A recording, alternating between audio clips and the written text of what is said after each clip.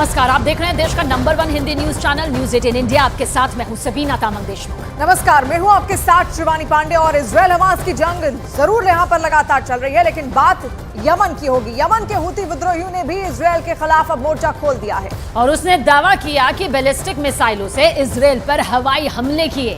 और हूती विद्रोहियों इजराइल को निशाना बनाकर वो लगातार हमले भी कर रहे हैं। और साथ ही हूती विद्रोहियों ने इजराइल को बड़ी धमकी भी दे डाली।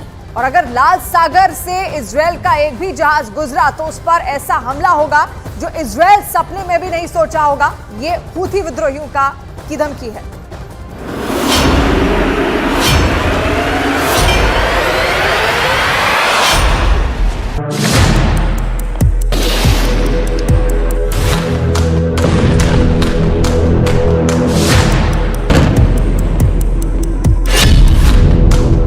यमन से अंसारुल्लाह का आक्रमण।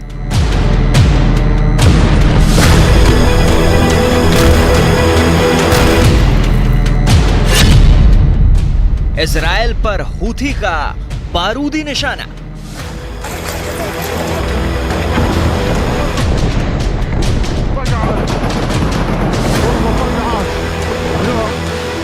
यमन के हूथी विद्रोहियों ने इजराइल के खिलाफ जंग का ऐलान कर दिया और धमकी दी है कि आने वाले दिनों में यमन से इजराइल पर हमले तेज हो जाएंगे। यही नहीं, हूथी विद्रोहियों ने धमकी दी कि लाल सागर से अगर इजराइल का एक भी जहाज गुजरा तो उस पर ऐसा हमला होगा जो इजराइल ने कभी सपने में भी नहीं सोचा होगा।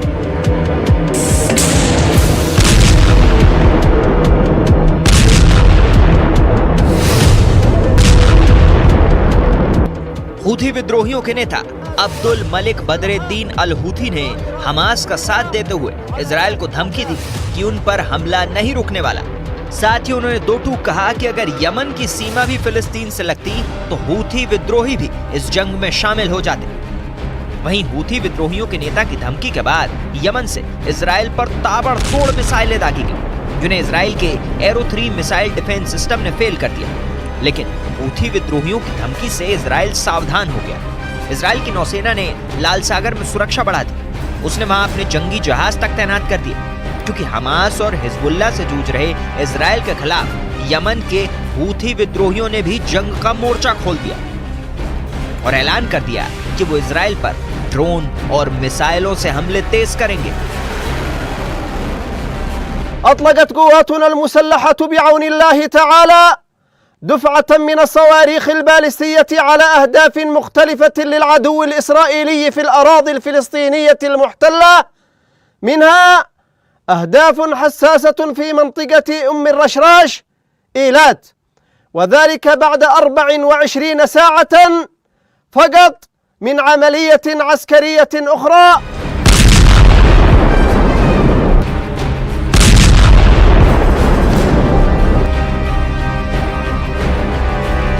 इजराइल पर हमास के लड़ाके पहले से ही कहर बनकर टूट रहे हैं और ऊपर से लेबनान का चरमपंथी संगठन हिजबुल्लाह भी जंग में कूद चुका है और वो लगातार हमास के साथ मिलकर इजराइल के शहरों और सैन्य चौकियों को निशाना बना रहा है। लेकिन इजराइल की मुसीबत तब और बढ़ गई जब यमन के हूथी विद्रोहियों ने भी उस पर मिसाइलों से हमले शुरू कर दिए।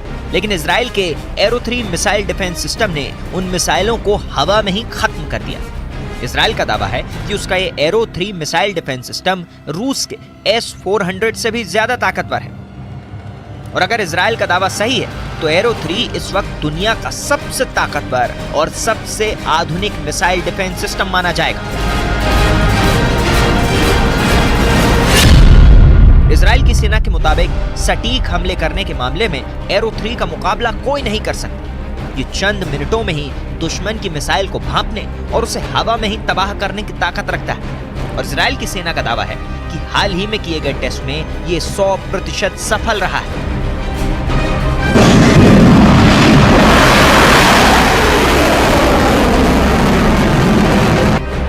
और इजराइल अपनी इस कामयाबी पर फूला नहीं समा रहा। हालांकि इसे बनाने में अमेरिका ने भी इजराइल की आर्थिक तौर पर काफी मदद की। माना जा रहा है कि अमेरिका की हिस्सेदारी की वजह से ही इजराइल अपने इस नए मिसाइल डिफेंस सिस्टम को जर्मनी को भी बेचने के लिए राजी हुआ है और वो खुद इसका इस्तेमाल बड़े पैमाने पर हूथी विद्रोहियों के खिलाफ करेगा।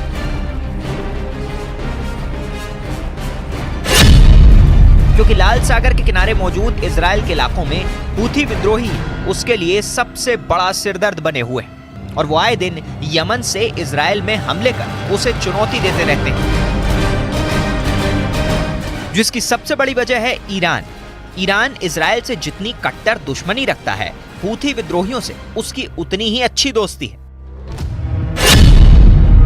ऐसा इसलिए क्योंकि यमन के हूथी विद्रोही शिया मुसलमान हैं और उन्हें ईरान का समर्थन मिला हुआ है। आरोप तो यह भी है कि ईरान हूथी विद्रोहियों को फंड के साथ ही हथियार भी मुहैया कराता है।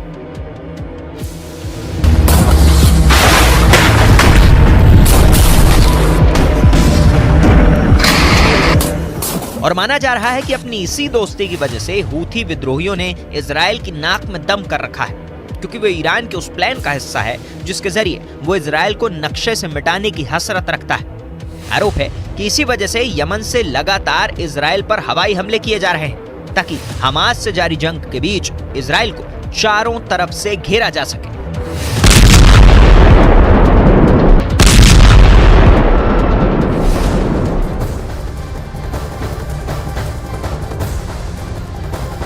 तो इजराइल ने गाजा में हमलों की रफ्तार बहुत ज्यादा बढ़ा दी है और हमास के खिलाफ अपनी जंग को अगले लेवल पर वो ले गया।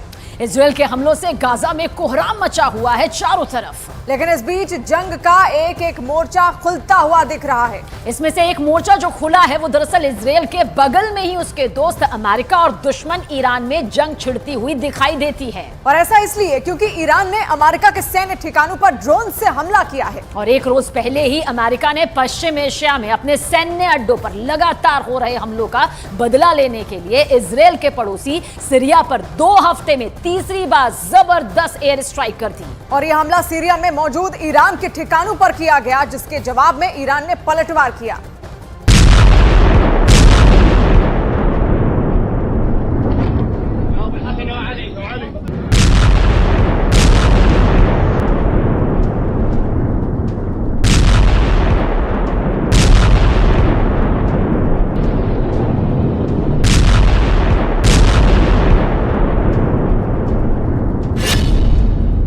सीरिया में अमेरिकी सैन्य ठिकानों पर हमला।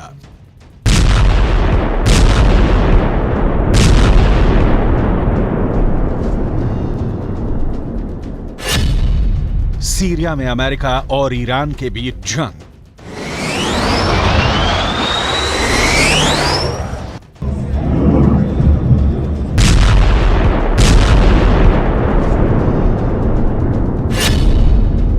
अमेरिका का बदला भड़काएगा विश्व युद्ध की आग।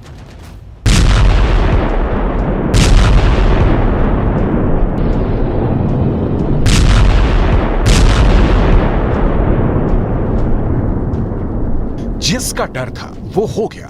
ईरान ने सीरिया में मौजूद अमेरिका के ठिकानों पर ड्रोन से बड़ा हमला कर दिया।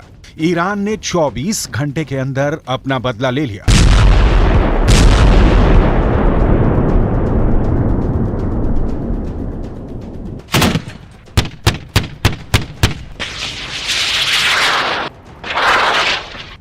अमेरिका ने एक रोज पहले सीरिया में मौजूद ईरान के ठिकानों पर एयर स्ट्राइक की थी, जिसके जवाब में ईरान ने बड़ा पलटवार किया है।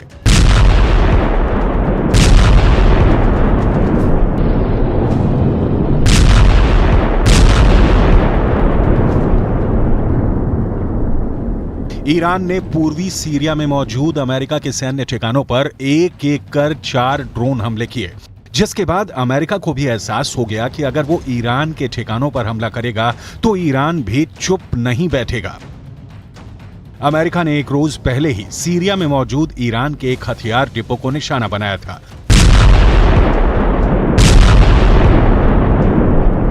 बताया गया कि अमेरिका के हवाई हमले में ईरान के हथियारों का जखीरा पूरी तरह तबाह हो गया।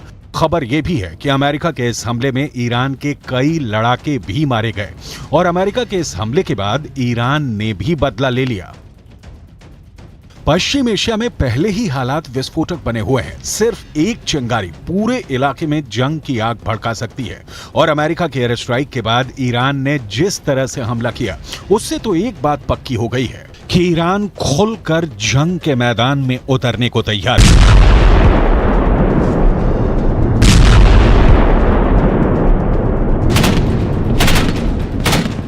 और अगर ऐसा हुआ तो 35 साल बाद अमेरिका और ईरान दूसरी बार जंग लड़ेंगे। इससे पहले दोनों 80 के दशक में लड़े थे, मगर तब जंग ईरान और अमेरिका के बीच नहीं थी। युद्ध ईरान और इराक का था, जिसमें अमेरिका ने इराक का साथ देकर ईरान को हरा दिया था। मगर इस बार अमेरिका और ईरान सीधे सीधे एक दूसरे से दो हाथ कर सकते हैं, क्योंकि अमेरिका के लड़ाकू विमानों ने सीरिया में ईरान के हथियार डिपो पर बमों की ऐसी बारिश की कि ईरान के हथियार बर्बाद हो गए। अमेरिका ने दावा किया कि पूर्वी सीरिया के दैर एज जोर में मौजूद वो हथियार गोदाम ईरान की सेना की ब्रांच IRGC यानी इस्लामिक रिवॉल्यूशनरी गार्ड कॉर्प्स का था, और वहां पर रखे गए हथियारों से ही इराक और सीरिया में अमेरिका की सेना पर बीते 3 हफ्तों से हमले किए जा रहे हैं। इसीलिए अमेरिका ने ईरान के हथियारों को ही स्वाहा कर दिया, ताकि ना रहे ईरान के हथियार और ना ही अमेरिका के सैनिकों पर हमले किए जा सके। सीरिया में ईरान के अड्डे पर हमला करके अमेरिका ने 2 टूक कह दिया कि अगर उसके सैनिकों पर आंच आए तो वो तमाशा नहीं देखेगा। लेकिन इसके साथ अमेरिका ने ये भी साफ किया कि वो पश्चिम एशिया में लड़ाई बढ़ाना नहीं चाहता। इसलिए अमेरिका की सेना ने सीरिया में ईरान के हथियारों के गोदाम पर रात को उस वक्त हमला किया जब वहां ईरान के इक्का दुक्का लड़ाके ही रहे। लेकिन ईरान को रोकने के लिए अमेरिका का ये पहला एक्शन नहीं है। अमेरिका ने 26 अक्टूबर को भी सीरिया में ईरान के 2 ठिकानों पर हमले किए। यही नहीं, 10 नवंबर को भी अमेरिका ने सीरिया में ईरान के ठिकानों पर हमला किया। ऐसा इसलिए क्योंकि 7 अक्टूबर को इजरायल और हमास की जंग छिड़ने के 10 दिन बाद ही इराक और सीरिया में अमेरिका के सैन्य ठिकानों पर हमले शुरू हो गए थे। इराक और सीरिया में अमेरिका के सैनिक आईसिस की आतंकियों से लड़ रहे हैं, जिन पर 17 अक्टूबर से अब तक करीब 41 बार हमले हो चुके हैं। बताया गया कि उन हमलों में अमेरिका के 46 सैनिक घायल हुए हैं, जिनमें कुछ को तो सिर पर गंभीर चोट आई है। और इराक और सीरिया में ईरान के समर्थन वाले लड़ाके एक्टिव हैं। इसलिए अमेरिका ईरान के इशारे पर उसके लड़ाकों के अपने अड्डों को निशाना बनाने का आरोप लगा रहा है और जवाब में ईरान के ठिकानों पर अटैक कर रहा है। यहाँ तक कि अमेरिका पूरे के पूरे पश्चिम एशिया में अपनी सेना की किलेबंदी कर चुका है और पश्चिम एशिया में अपने सैनिकों की संख्या बढ़ाने से लेकर अमेरिका वहाँ अपने जंगी जहाजों से लेकर F-15 और F-16 जैसे एक से बढ़कर एक लड़ाकू विमान उतार चुका है और थार्ड और पैट्रियट जैसे एयर डिफेंस सिस्टम भी तैनात कर चुका है। अमेरिका ने इलाके में आसमान में गश्त भी बढ़ा दी है, मगर लग रहा है कि अमेरिका के हमले और पश्चिम एशिया में उसकी किलेबंदी ईरान और उसके साथियों के जहन में डर नहीं भर पा रहे, क्योंकि अमेरिका के हमलों के बाद सीरिया और इराक में उसके सैनिकों पर हमले और बढ़ गए हैं और वहां लगभग रोजाना अमेरिका के अड्डों पर कभी रॉकेट तो कभी ड्रोन बरस रहे हैं। वहीं यमन से हूथी विद्रोहियों ने भी अमेरिका को निशाना बनाना शुरू कर दिया है।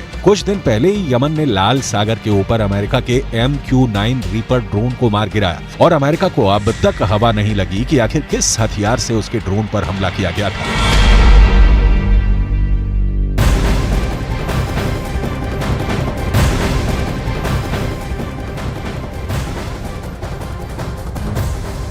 और बड़ी खबर, गाजा के अल-शिफा अस्पताल में इजरायल की सेना का ऑपरेशन जारी है।